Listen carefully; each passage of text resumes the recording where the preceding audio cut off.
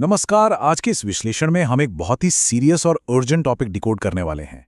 2026 का super El Nino. देखिए, ये कोई रूटीन मौसम का बदलाव नहीं है। हम इसके ऐतिहासिक संदर्भ, इसके पीछे की साइंस और सबसे जरूरी बात, हम इससे कैसे बच सकते हैं, इस पर पूरी डिटेल में बात करेंगे। तो चलिए, बिना किसी देरी के गहराई से समझते हैं कि आखिर ये खतरा कितना बड़ा है। तो आज का हमारा एजेंडा क्या है? हम सुपर एल नीनो की हिस्ट्री देखेंगे, उसकी साइंस समझेंगे, इसके 4 अलग-अलग इम्पैक्ट्स को जानेंगे।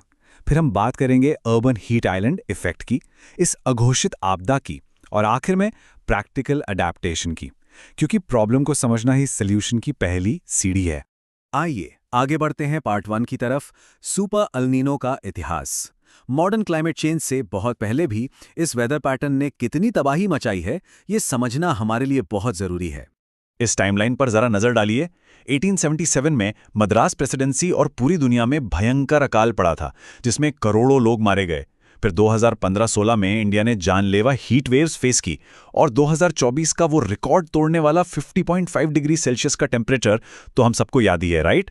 और अब मौसम विज्ञानियों के मॉडल्स 2036 के लिए एक अनप्रेसिडेंटेड सुपर एल नीनो की वार्निंग दे रहे हैं। ये एक बहुत ही स्पष्ट और चिंताजनक पैटर्न है। चलिए अब देखते हैं पार्ट 2, एल नीनो का विज्ञान। पैसिफिक ओशन यानी प्रशांत महासागर में आखिर ऐसा क्या होता है कि पूरी दुनिया का मौसम ही पलट जाता है? सबसे दिलचस्प बात है इसकी साइंस। नॉर्मली प्रशांत महासागर में जो ट्रेड विंड्स होती हैं, वो गर्म पानी को पश्चिम की तरफ धकेलती हैं, लेकिन एल नीनो के दौरान ये हवाएं अचानक कमजोर पड़ जाती हैं। इसका रिजल्ट, मध्य और पूर्वी प्रशांत महासागर का पानी असामान्य रूप से गर्म हो जाता है। आप इमेजिन कीजिए, ट्रिलियनों लीटर गर्म पानी, हवा, बारिश और पूरी दुनिया के टेम्परेचर साइकिल को एकदम से बाधित कर देता है। अब एक सवाल उठता है कि एल नीनो तो पहले भी आते थे, बिल्कुल, लेकिन यहाँ एक बहुत बड़ा कैच है। ऐतिहासिक एल नीनो एक ठंडे बेस लाइन पर आते थे, पर आज की रियलिटी क्या है? हमारी धरती का बेसलाइन टेम्परेचर औद्योगिकरण से पहले के लेवल से ऑलरेडी 1.4 डिग्री सेल्सियस ज्यादा गर्म हो चुका है।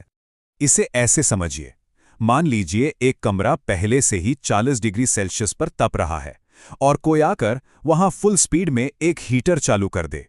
बस मॉडर्न क्लाइमेट चेंज और आने वाले सुपर एल नीनो का कॉम्बिनेशन बिल्कुल यही है। ये सच में एक बहुत ही डेडली कॉम्बो है।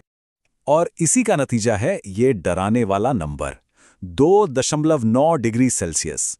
हमारा पहले से मौजूद 1.4 डिग्री का बेसलाइन और एल नीनो की वजह से आने वाला संभावित 1.5 डिग्री का स्पाइक, दोनों मिलकर जो नेट टेम्परेचर विसंगति बनाएंगे, वैसा इंसानी इतिहास में पहले कभी नहीं देखा गया है। तो इस ग्लोबल इवेंट का हमारे लोकल लेवल पे क्या असर पड़ेगा? आइए बढ़ते हैं पार्ट 3 की ओर, प्रभाव के 4 स्तर। यहां हम जानेंगे कि यह भारत के लिए एक बड़ा सोशो इकोनॉमिक क्राइसिस कैसे बन सकता है। ये संकट बेसिकली 4 अलग-अलग लेयर्स में हिट करता है। पहला, कमजोर मानसून। अनुमान है कि ये नॉर्मल का सिर्फ 92% रह सकता है। दूसरा, खेती पर असर, क्योंकि हमारी 51% एग्रीकल्चर सीधे बारिश पर डिपेंड करती है। तीसरा, भयंकर हीट वेव्स। और चौथा, फूड इन्फ्लेशन यानी महंगाई, जो 9% तक बढ़ सकती है। ये एक पूरी की पूरी चेन रिएक्शन है जो सबको इम्पैक्ट करेगी। इन नेशनल इम्पैक्ट्स के बीच जरा शहरों की बात करते हैं। Part 4, urban heat island effect. कभी नोटिस किया है कि शहर के कुछ हिस्से आसपास के इलाकों से कहीं ज्यादा गर्म क्यों लगते हैं? इसके पीछे की साइंस काफी सिंपल है। जब हम खुले मैदानों और पेड़ों की जगह कंक्रीट के जंगल खड़े कर देते हैं, तो वो कंक्रीट दिन भर स्पंज की तरह गर्मी सोखता है और फिर रात में उसे धीरे धीरे रिलीज करता है। इसका मतलब है कि हमारी बॉडी को रात में कूल डाउन होने का, रिकवर होने का मौका ही नहीं मिल पाता। ये सिटी प्लानिंग से जुड़ी एक बहुत बड़ी समस्या है।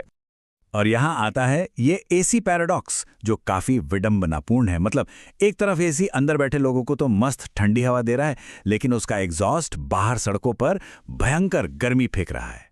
इसका सीधा और घातक असर उन अनौपचारिक मजदूरों पर पड़ता है जो बाहर चिलचिलाती धूप में काम करने को मजबूर हैं।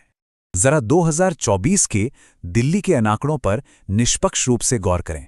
दिन का टेम्परेचर 1.8 डिग्री बढ़ा, लेकिन रात का टेम्परेचर 4.4 डिग्री बढ़ गया। ये रात की 4.4 डिग्री की एक्स्ट्रा गर्मी सच में जानलेवा साबित होती है, क्योंकि शरीर को आराम करने का जो टाइम मिलना चाहिए वो मिल ही नहीं पाता। अब बढ़ते हैं इस विश्लेषण के पार्ट 5 पर, एक अघोषित आपदा। यहाँ हम इस बढ़ते हुए संकट को लेकर जो हमारा संरचनात्मक और सरकारी दृष्टिकोण है उसे बिल्कुल न्यूट्रल तरीके से देखेंगे। एक बहुत ही अहम फैक्ट ये है कि अगर हीट वेव को ऑफिशियली एक राष्ट्रीय आपदा डिक्लेयर कर दिया जाए तो रूल्स के हिसाब से हर डेथ के लिए 4 लाख रुपए का मुआवजा अनिवार्य हो जाता है। बताया जाता है कि इतने बड़े फाइनेंशियल बर्डन की वजह से ही अक्सर हीट वेव्स को ऑफिशियल डिजास्टर की कैटेगरी में शामिल करने से बचा जाता है। और इसीलिए मृत्यु दर के ये विरोधाभासी आंकड़े देखना बहुत जरूरी हैं। एनसीआर भी कहता है कि 20,000 से ज्यादा मौतें हुईं। आईएमडी का डेटा करीब 10,000 दिखाता है। लेकिन जो स्वतंत्र विश्लेषण है वो हर साल लगभग 1.5 लाख मौतों का संकेत देते हैं। इतना बड़ा गैप इसलिए है क्योंकि डेथ सर्टिफिकेट्स पर अक्सर कार्डियक अरेस्ट जैसी इमीडिएट मेडिकल रीजन दर्ज होती है, ना कि वो भीषण गर्मी जिसने असल में उस फेलियर को ट्रिगर किया। प्रॉब्लम तो बहुत बड़ी है, लेकिन सोल्यूशन क्या है? पार्ट 6, अडैप्ट करने के लिए प्रैक्टिकल कदम। घबराने के बजाय हमारा फोकस सशक्त और कम्युनिटी बेस्ड सॉल्यूशंस पर होना चाहिए। सबसे पहला और प्रूवन सोल्यूशन है हमारी ट्री कैनोपी। साइंटिफिकली ये साबित हो चुका है कि पुराने पेड़ों की घनी छांव टेम्परेचर को 12 डिग्री सेल्सियस तक गिरा सकती है। वहीं दूसरी तरफ कंक्रीट की सड़क आपको 0 कूलिंग देती है। सच बताऊं तो ये 12 डिग्री का डिफरेंस ना लिटरली जीवन और मृत्यु के बीच का अंतर हो सकता है। लेकिन अफसोस की बात यह है कि शहरों में वनों की कटाई का एक बहुत बड़ा असंतुलन चल रहा है। नए पौधे लगाने के नाम पर हर 1 स्क्वायर किलोमीटर नए पौधरोपण के बदले 18 स्क्वायर किलोमीटर पुराने और बड़े पेड़ काटे जा रहे हैं।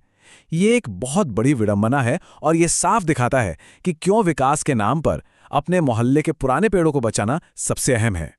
इसके अलावा हमें फर्स्ट एड के बेसिक्स पता होने चाहिए। दोपहर 12 से 4 बजे की पीक धूप से बिल्कुल बचें। बॉडी को हाइड्रेटेड रखना बहुत ज़रूरी है और डिहाइड्रेशन होने पर वो 10 रुपए वाला ORS का पैकेट मैजिक की तरह काम करता है। और प्लीज़ बाहर काम करने वाले अनौपचारिक मजदूरों को पानी और छांव देने में सामुदायिक स्तर पर हम सबको आगे आना चाहिए।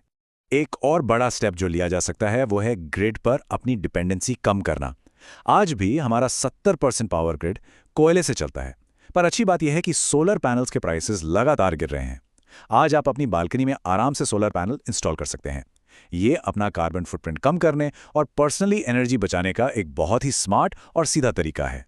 ये कोट एक बहुत ही पावरफुल कम्युनिटी सॉल्यूशन को सामने रखता है। मोहल्ले के हर एक पुराने पेड़ को कटने से बचाएं। देखिए, जो नए पौधे लगते हैं ना, उनके सर्वाइव करने के चांसेस बहुत कम होते हैं।